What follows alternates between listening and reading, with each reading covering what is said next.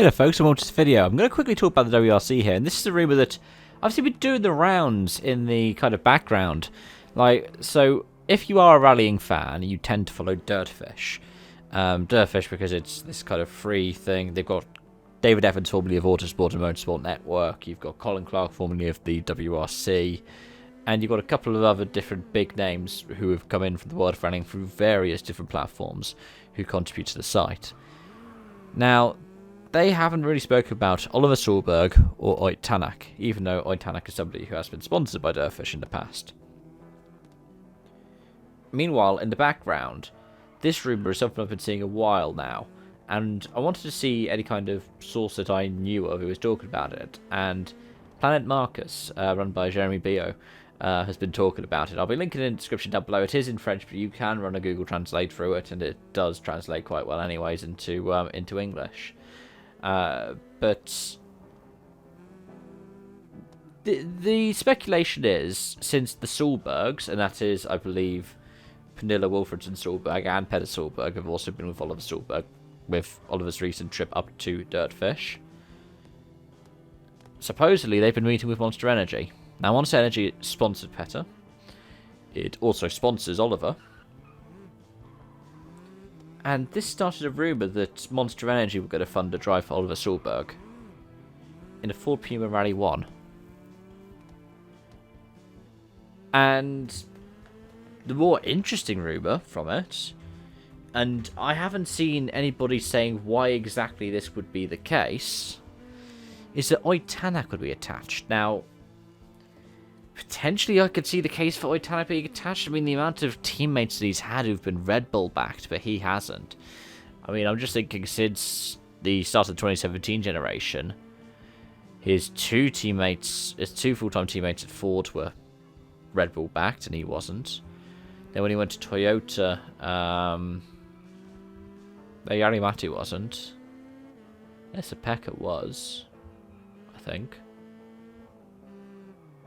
Chris Meek wasn't.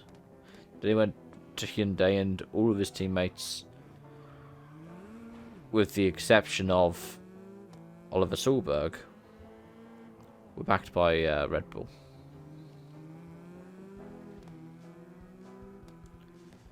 So I don't know. I really don't know. Because the other thing is, Monster Energy hasn't given the same kind of fund to go back in that Red Bull has in the past. And I know that there are some things in the back burner where people are debating, will Red Bull continue to fund drivers in that kind of way, or any kind of athletes in that kind of way, after the passing of Dietrich Mateschitz earlier this year. But I do have to say, it does sound interesting.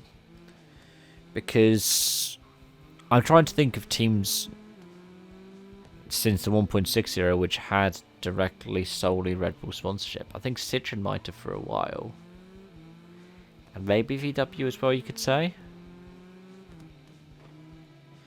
But I know from 2017 you did see Red Bull liveries on cars, but you never had a Red Bull team.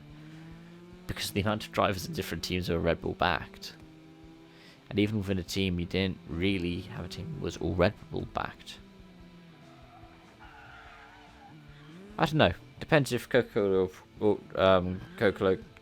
Corporation, shall I say, who own Monster Energy, decided to put that kind of money in. But I do think it would be really cool if we saw Rally 1 Pumas next season that had Monster Energy branding. Pumas in plural, if this rumour is to be true. And the same for Red Bull, if Sevlo comes back, and if potentially Adrien Fourmeau. Now, Adrien Fourmeau's future is something else we'll talk about another time. I just want to focus on this Solberg and Tänak rumour, because it'd be nice to see.